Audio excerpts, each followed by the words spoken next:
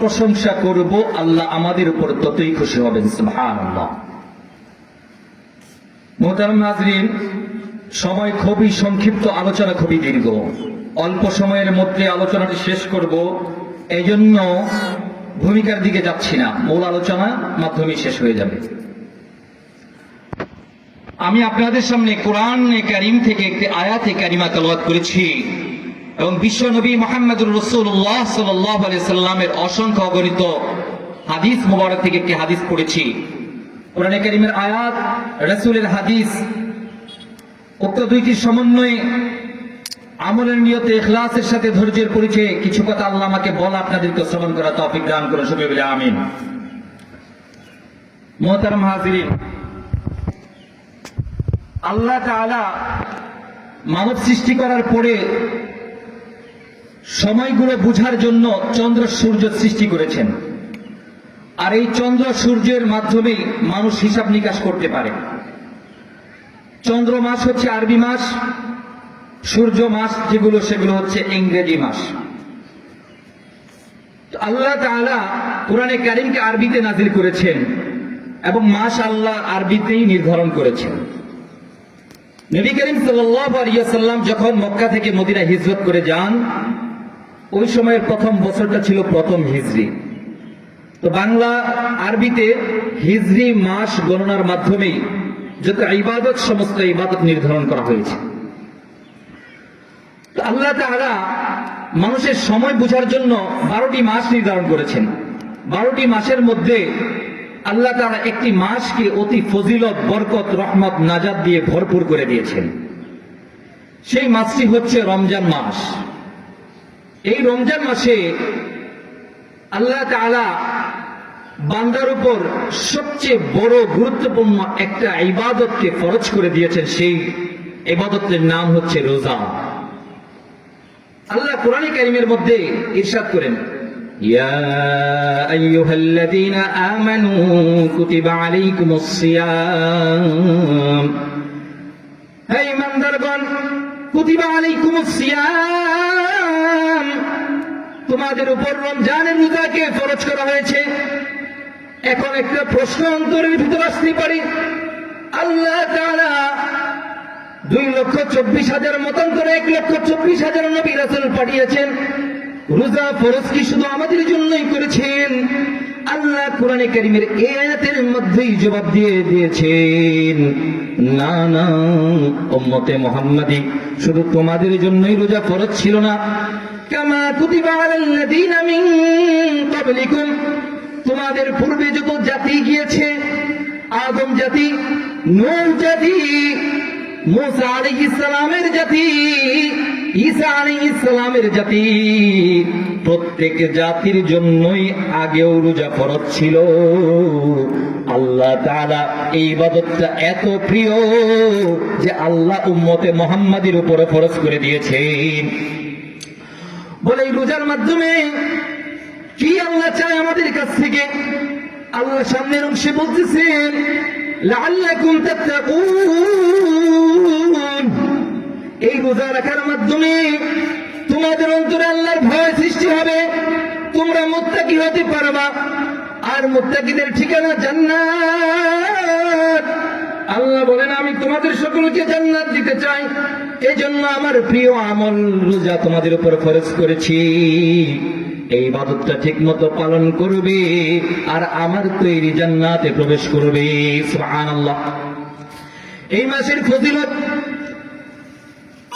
আল্লাহ তাআলা পৃথিবীর মধ্যে আদম থেকে নিয়ে মুসা, আমাদের নবী মুহাম্মদুর রাসূলুল্লাহ সাল্লাল্লাহু আলাইহি ওয়াসাল্লাম পর্যন্ত অসংখ্য অগণিত সাহিফা, অসংখ্য অগণিত গ্রন্থ নাযিল করেছেন। তার মধ্যে সবচেয়ে বড় হলো 114টা গ্রন্থ। এই 114 গ্রন্থের মধ্যে সবচেয়ে বড় বড় গ্রন্থগুলো হচ্ছে 4টি। এই 4টির মধ্যে একটি হচ্ছে জাবুর নামক গ্রন্থ। এই গ্রন্থটা আল্লাহর নবী দাউদ আলাইহিস সালামের উপর নাযিল করেছিলেন।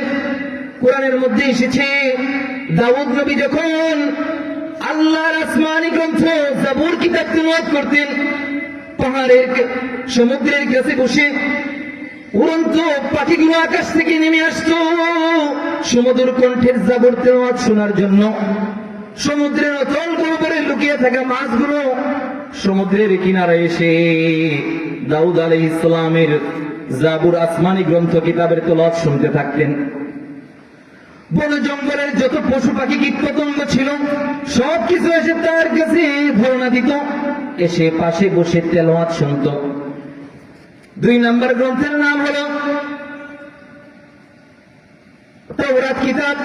এই কিতাবটা আল্লাহ তাআলা আল্লাহর নবী মুসা আলাইহিস সালামের উপর নাযিল করেছেন।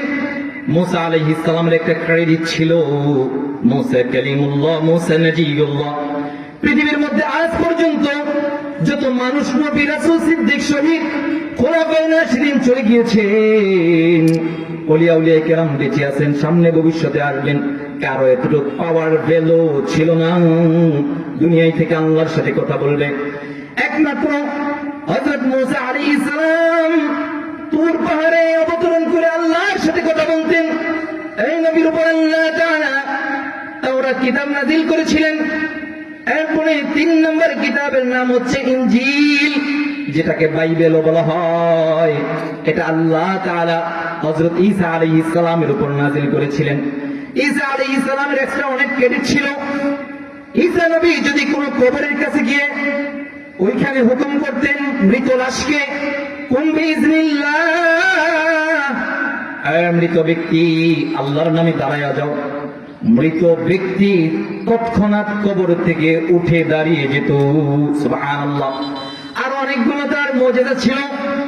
কোন অন্ধ ব্যক্তির চোখে যদি হাত বুলাতেন অন্ধ ভালো হয়ে যেত। এরপরে কোন টাক মাথাওয়ালা ব্যক্তির মাথায় হাত বুলিয়ে দিলে তার মাথায় চুল গজিয়ে যেত। এই নবীর উপর আল্লাহ তাআলা বাইবেল, ইনজিল নামক গ্রন্থ নাযিল করেছেন। 4 নাম্বার সবচেয়ে বড় বিশুদ্ধ গ্রন্থ, সেটা হচ্ছে আল কোরআনুল কারীম। এই গ্রন্থটা আল্লাহ তাআলা পৃথিবীর মধ্যে সমস্ত নবীদের মধ্যে শ্রেষ্ঠ রাসূল সাইয়্যিদুল মুরসালিন নবীজি সাল্লাল্লাহু আলাইহি সাল্লামের উপর নাযিল করেছেন। আল্লাহ তাআলা এই গ্রন্থের মধ্যে পৃথিবীর মুত্তাকি যারা আল্লাহকে ভয় করবে তাদের জন্য হেদায়েত রেখেছেন। আল্লাহ কোরআনে কারিমে জানাইলেন হুদাল লিল মুত্তাকিন। এই গ্রন্থ কোরআনটা হবে মুত্তাকিদের জন্য হেদায়েত। সঠিক রাস্তা পেয়ে যাবে, জান্নাতের রাস্তা পেয়ে যাবে। সে দুনিয়াতে চলতে চলতে হঠাৎ করে একদিন আজরাইল তার জানটা কবজ করবে, মৃত্যুর পরে সাথে সাথেই সে জান্নাতে প্রবেশ করবে। তবে শর্ত হলো তাকওয়া, মুত্তাকি হতে হবে। আল্লাহ তাআলা 114 খানা গ্রন্থের মধ্যে 4 খানা বড়, 4 খানার মধ্যে সবচেয়ে বড় গ্রন্থের নাম হলো আল কোরআন। জানুনি মুসলমান, এই রমজান মাসে আল্লাহ তাআলা করেছেন কোরআন নাযিল। সুবহানাল্লাহ।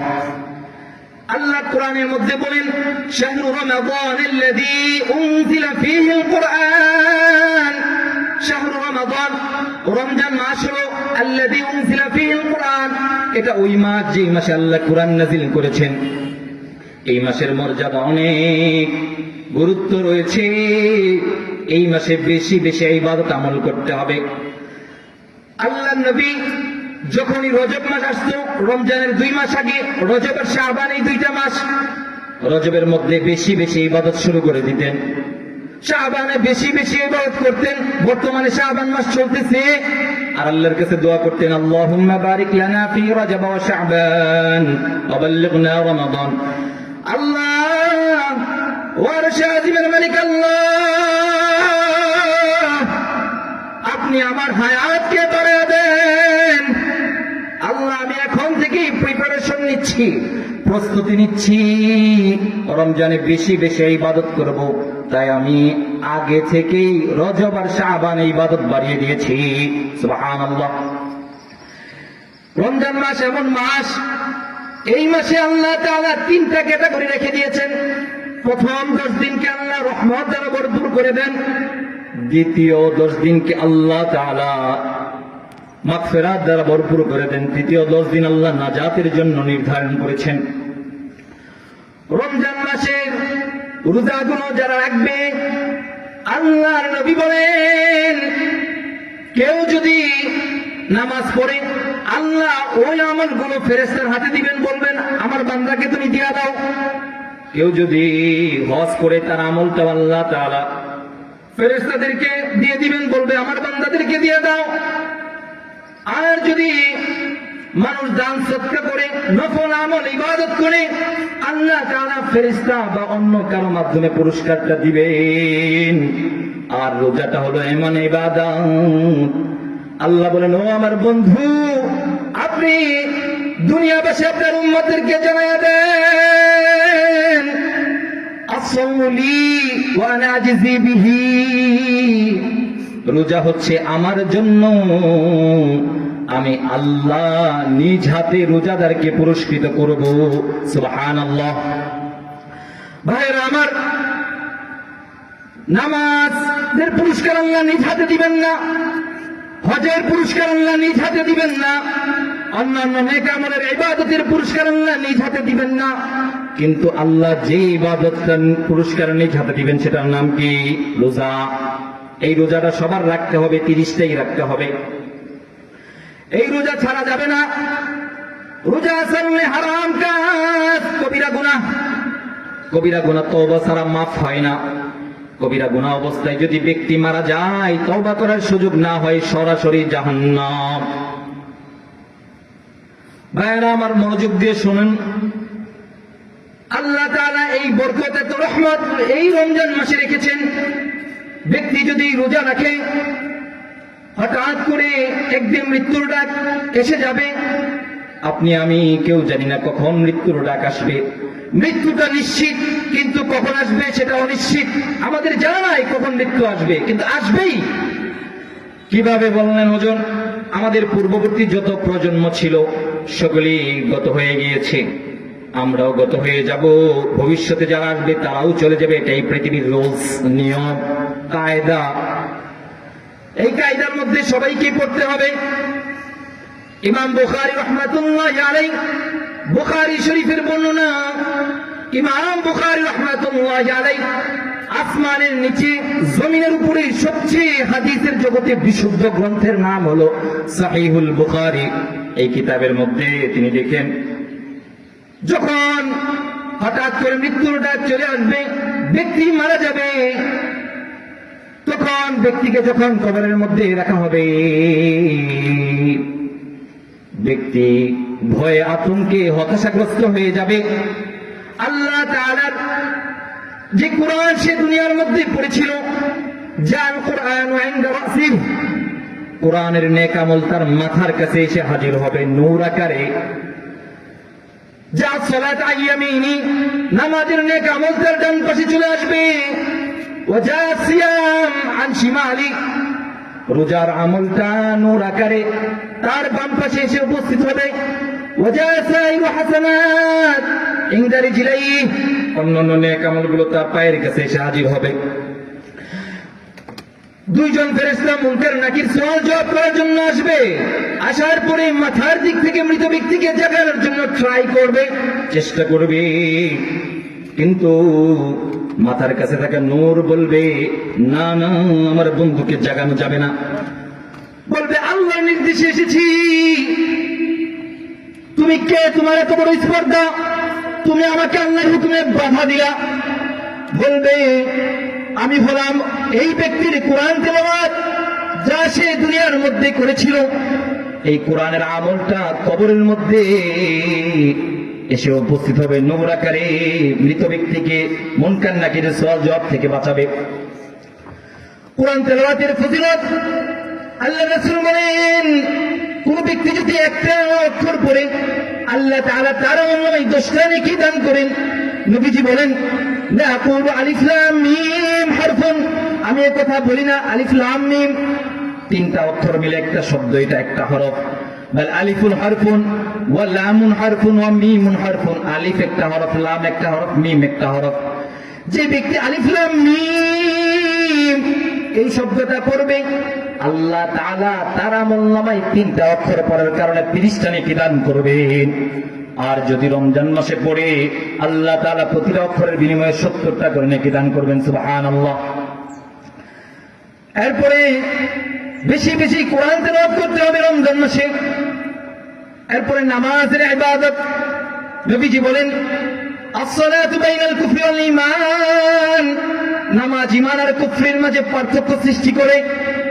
মুমিন নামাজ ছাড়ে না, বেঈমান কাফের নামাজ পড়ে না। ও মুমিন, তোমার যদি জান্নাতেই যেতে হয়, জান্নাতের চাবি নামাজ তোমাকে পড়তেই হবে। নামাজ ছাড়া জান্নাতে যাওয়া যাবে না। নবীজি বলেন আসসালাতু মিফতাহুল জান্নাহ, নামাজ বেহেশতের চাবি। আল্লাহ never keeps lock without its key. আল্লাহ কোন জিনিসকে লকবিহীন তৈরি করেন নাই। সালাত ইজ কি অফ হেভেন, নামাজ হচ্ছে বেহেশতের চাবি। নামাজ পড়তে হবে, রোজা রাখতে হবে, নামাজ পড়তে হবে, তাহলে সেগুলো আপনার কবরের সাথী সঙ্গী হবে। এরপরে নেক আমল দান করতে হবে, সদকা করতে হবে, হজ যদি সম্পত্তি থাকে করতে হবে, সম্পদ যদি নেশাব পরিমাণ হয় যাকাত দিতে হবে। এগুলো আপনার কবরে কাজে আসবে। ভাইয়েরা আমার, একটু চিন্তা করে দেখুন, হঠাৎ আজরাইল আসলে জান কবজ হয়ে গেলে অন্ধকার কবরে আপনার কি হবে? যেই ৬০-৭০ বছরের জীবন অর্থ সম্পদ কামাইছেন, এগুলো আপনার সাথে যাবে না, শুধু যাবে নেক আমল। চিন্তা করে দেখো না কবরে কি যাইবা না, চিন্তা করে দেখো না কবরে কি যাইবা না, যেই কবরে আল্লাহ ছাড়া বন্ধ কেহ থাকবে না। চিন্তা করে দেখো না কবরে কি যাইবা না, চিন্তা করে দেখো না কবরে কি যাইবা না। এই দুনিয়া ছাড়িয়া কোথায় যাবা ভাগিয়া, এই দুনিয়া ছাড়িয়া কোথায় যাবা ভাগিয়া। নেক আমল ছাড়া সঙ্গের সাথে কিছুই তোমার হবে না। চিন্তা করে দেখো না কবরে কি যাইবা না, যেই কবরে আল্লাহ ছাড়া বন্ধু কেহ থাকবে না। ২ নম্বর আমল হলো, ২ নম্বর আমল হলো বেশি বেশি জিকির করতে হবে। আফজালুজ যিকরি লা ইলাহা ইল্লাল্লাহ, জিকিরের মধ্যে শ্রেষ্ঠ জিকির হচ্ছে লা ইলাহা ইল্লাল্লাহ। নবীজি বলেন মান ক্বালা লা ইলাহা ইল্লাল্লাহ ফি আখিরি কালামি দাখালাল জান্নাহ, যে ব্যক্তি লা ইলাহা ইল্লাল্লাহ পড়তে পড়তে পড়তে পড়তে হঠাৎ মৃত্যুর ডাক এসে যাবে, চোখ বন্ধ হয়ে যাবে, বন্ধ হইতে দেরি, জান্নাতে প্রবেশ করতে দেরি নাই। এই জন্য লা ইলাহা ইল্লাল্লাহ জিকির করতে হবে। Every night and every day, every night and every day, never forget to say La ilaha illallah, La ilaha illallah, La ilaha illallah। বেশি বেশি লা ইলাহা ইল্লাল্লাহ জিকির করবেন রমজান মাসে, বেশি বেশি লা ইলাহা ইল্লাল্লাহ জিকির। আরেকটা আমল হচ্ছে নফল নামাজ। এরপরে দুরূদ শরীফ পড়বেন। দুরূদের এত ফজিলত, নবীজি বলেন কেউ যদি দোয়া করে আগে আর পড়ে দুরূদ শরীফ পড়ে নেই, আমি নবীজি তাকে গ্যারান্টি দিচ্ছি আমার মাওলা তার দোয়াগুলো কবুল করে নেবেন। সুবহানাল্লাহ। যে ব্যক্তি নবীর উপর দুরূদ পড়ে আল্লাহ তাআলা তার আমলনামায় 10টা নেকি দান করেন। 2-3 মিনিট, 10টা নেকি দান করেন।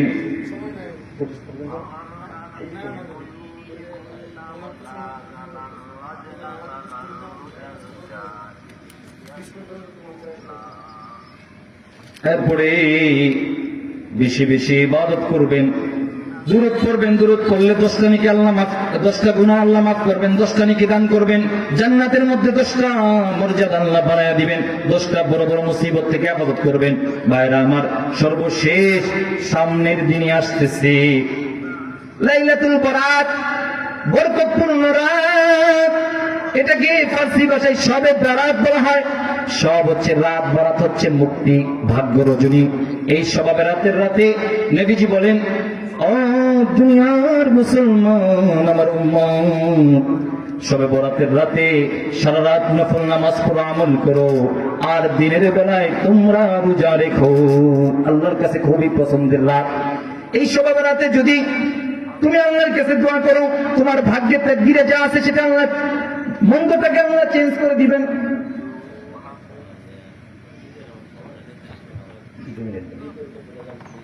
আল্লাহ ভাগ্যের মধ্যে মন্দটাকে পরিবর্তন করে দিবেন। একটা কথা আছে, habit is the loaded can not be bloated. Habit এমন একটা জিনিস, তাকদীর ভাগ্য এমন জিনিস, এটা পরিবর্তন হয় না। নবীজি বলেন আত-তাকদীরু লা ইউগাইয়িরু ইল্লা বিদ-দুআ। তাকদীর পরিবর্তন হয় দোয়ার মাধ্যমে, আর দোয়াটা কবুল হওয়ার জন্য শর্ত হচ্ছে হালাল খাবার খেতে হবে, আর দোয়া কবুলের সময় দোয়া করতে হবে। নবীজি গ্যারান্টি দিয়ে দিয়েছেন, শবে বরাতের রাতে, ভাগ্যর রজনীতে বান্দারা নেক আমল করে আল্লাহর কাছে যা চায়, আল্লাহ তার দোয়া কবুল করে সেটাই তার আমল নামায় দান করেন। মুহাদ্দিসিনে কেরামগণ তাকদীরকে দুই ভাগ করেছেন, তাকদীরে মুবরাম, তাকদীরে মুআল্লাক। আমরা জানি না কোনটা আমার মুবরাম, কোনটা মুআল্লাক। আমরা সকলে চেষ্টা করব ভালো কিছু করার জন্য। যদি ভালো কিছু না হয় তবে চেষ্টা করতেই হবে। মান জাদ্দা ওয়াজাদা, যে চেষ্টা করে সে পায়। সাইয়ু মিনাল আবদ লিতমা মিনাল্লাহ, চেষ্টা বান্দার পক্ষ থেকে, পূর্ণতা আল্লাহর পক্ষ থেকে। এই চেষ্টা করবেন, ভালোর জন্য করবেন, মন্দ যাতে আপনাকে স্পর্শ না করতে পারে। তাকদীরে মুবরাম গুলো আমরা জানি না, মুআল্লাক গুলো জানি না। আমরা যদি কোনো মন্দটাকে প্রতিহত করে ভালো কিছু নিয়ে আসতে পারি দোয়ার মাধ্যমে, তাহলে বুঝবো এটা আমার জন্য তাকদীরে মুআল্লাক। আর যদি পরিবর্তন না হয়, সে মুসিবত আমার কাঁধে চড়ে বিপদে পড়ে যায়, তাহলে এটা বুঝতে হবে তাকদীরে মুবরাম। আল্লাহ তাআলা আমাদেরকে 1 নাম্বার রমজানের রোজা 30টা রাখার তৌফিক দান করুন। 2 নাম্বার নামাজ 5 ওয়াক্ত জামাতের সাথে মসজিদে পড়ার তৌফিক দান করুন। 3 নাম্বার বলেছি যে বেশি বেশি কোরআন তেলাওয়াত করার তৌফিক দান করুন। রমজান মাসে বেশি বেশি পড়ব, সওয়াবও বেশি। 4 নাম্বার বেশি বেশি দুরূদ পড়ব। সাথে সাথে যে বরকতের রাত, মহিমান্বিত রাত, এই রাতে আমরা আল্লাহর দরবারে নিজেদের ভাগ্য পরিবর্তনের জন্য দোয়া করব। রাতে দোয়া করবার, দিনের বেলায় নফল নামাজ পড়ব। আল্লাহ আমাদেরকে সেই তৌফিক দান করুন। আমিন। ওয়া আখিরু দাওয়ানা আলহামদুলিল্লাহ।